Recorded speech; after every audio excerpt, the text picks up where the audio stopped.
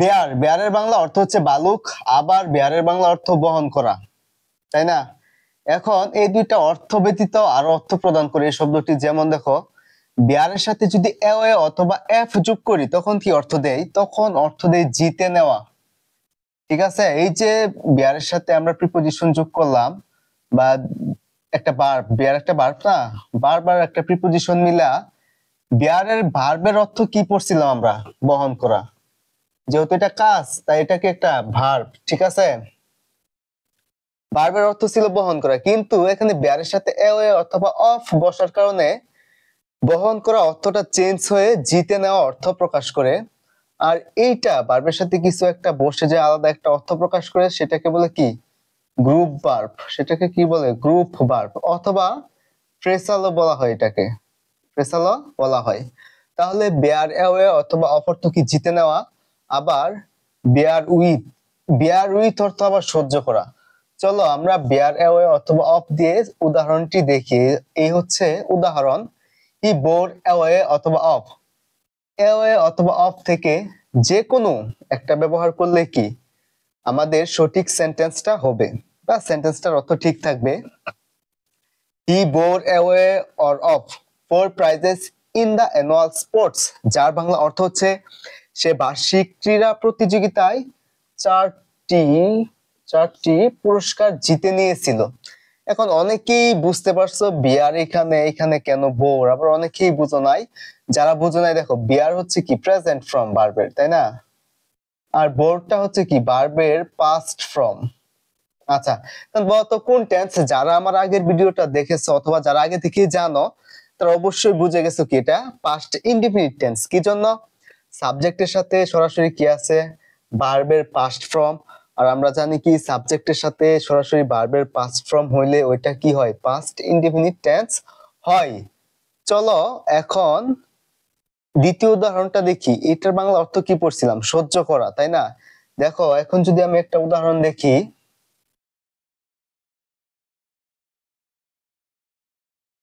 আচ্ছা এই সেন্টেন্সটি লক্ষ্য করো। I can not bear with such insult. এই যে বেয়ার উইথ পাইছো, যার অর্থ কি পড়ছিলাম? সহ্য করা। বেয়ার উইথ অর্থ কি? সহ্য করা। তাহলে ক্যান নট বেয়ার উইথ অর্থ কি? ক্যান নট অর্থ না পারা, ক্যান নট বেয়ার উইথ সহ্য করতে না পারা। সাচ, সাচ অর্থ কি? সাচের অর্থ হচ্ছে এমন। আর ইনসাল্ট, ইনসাল্টের অর্থ সকলেই জানো, ইনসাল্টের অর্থ কি? অপমান। তাহলে I can not beer with such insult এর বাংলা অর্থ কি? তার বাংলা অর্থ হচ্ছে আমি এমন অপমান সহ্য করতে পারি না, আমি এমন অপমান কি করতে পারি না? সহ্য করতে পারি না। আশা করছি যে দুইটা গ্রুপ ভার্ব তোমাদেরকে এখন দেখালাম, বেয়ার প্রথমটা কি ছিল? প্রথমটা ছিল আমাদের বেয়ার অ্যাওয়ে, বেয়ার অ্যাওয়ে, এবং এটা বেয়ার, বেয়ার অ্যাওয়ে এবং বেয়ার উইথ। বেয়ার অ্যাওয়ের অর্থ কি ছিল? জিতে নেওয়া, যেটা দিয়ে একটা বাক্য দেখলাম। আর বেয়ার উইথ সহ্য করা। আবার শুধু বেয়ার অর্থ কি দেখছি আমরা? শুধু বেয়ার অর্থ ভালুক।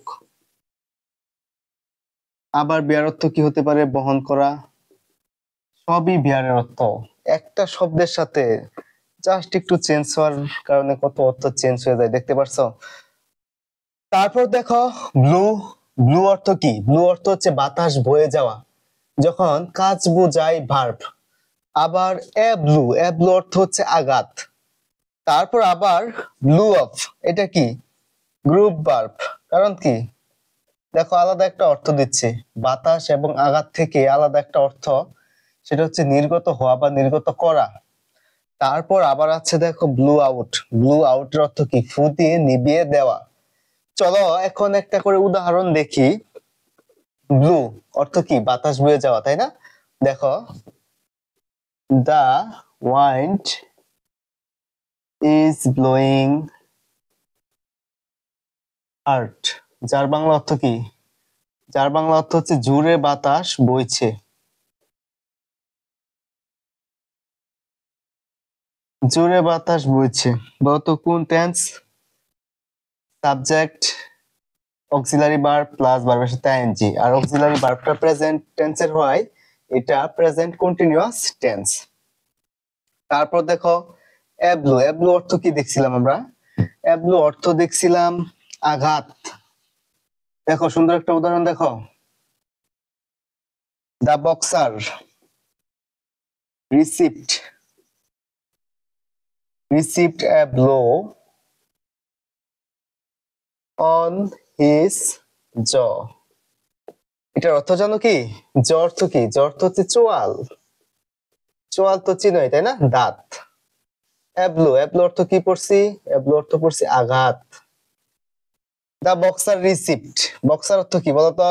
কুস্তিগির? না, বক্সার অর্থ কুস্তিগির না, বক্সার অর্থ হচ্ছে মুষ্টিযোদ্ধা।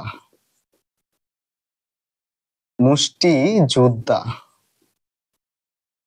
এখন মুষ্টিযোদ্ধা কেন? বক্সার মানে কি হাত দিয়ে বক্সিং করে না? মুষ্টি হাতের এভাবে করে মুষ্টি বলে, আর মুষ্টি দিয়ে যেহেতু যুদ্ধ করে, তাই বক্সারের বাংলা অর্থ হচ্ছে মুষ্টিযোদ্ধা। তাহলে বলতে পারো তোমরা এখন কুস্তিগির অর্থ কি, বা কুস্তিগির ইংলিশ কি? কুস্তিগির, কুস্তিগির ইংরেজি হচ্ছে কি জানো? রেস্টলার। ভুল হইতাছে কেন? WRESTL রেস্টলার, যার অর্থ কি? কুস্তিগির। আচ্ছা, তাহলে the boxer received a blow on his jaw, মুষ্টিযোদ্ধা কি করলো? ওই তার চোয়ালে একটি আঘাত পেল, তাই না? এখানে রিসিভ পাওয়া অর্থে বুঝাইছে।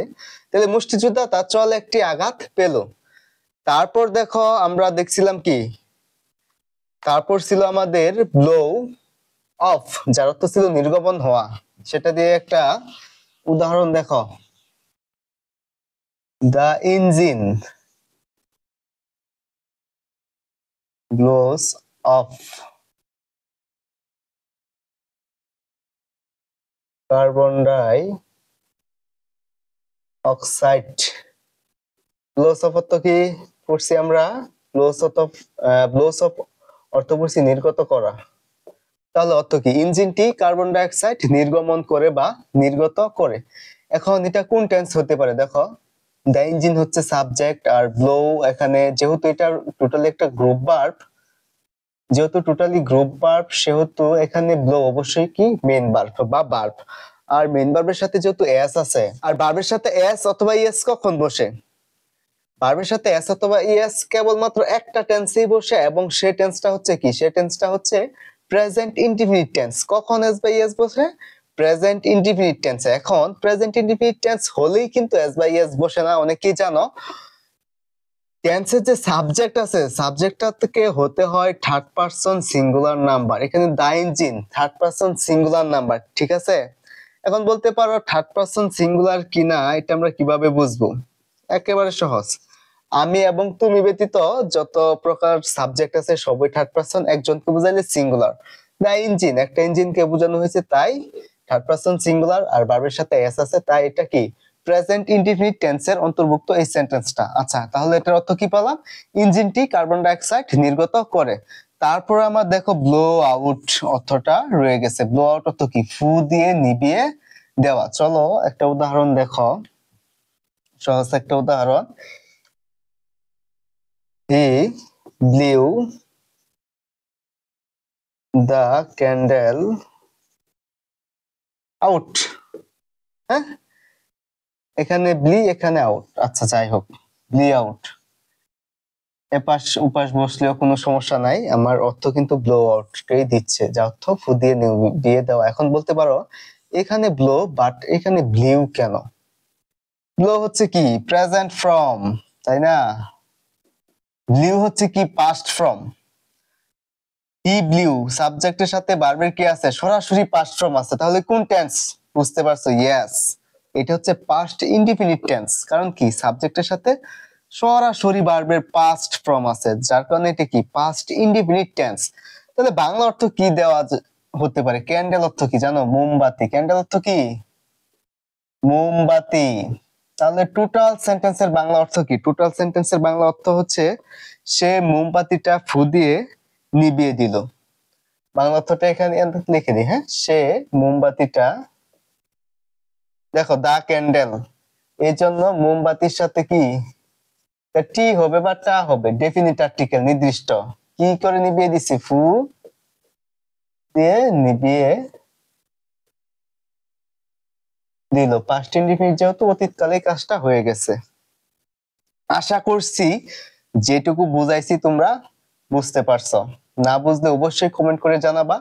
আর এরকম কি কি ভিডিও তোমরা দেখতে আগ্রহী, কি কি টপিকের উপর অবশ্যই কমেন্ট করে জানাতে ভুলবে না। আজকের মতো এই পর্যন্তই। ধন্যবাদ। খুদা হাফেজ।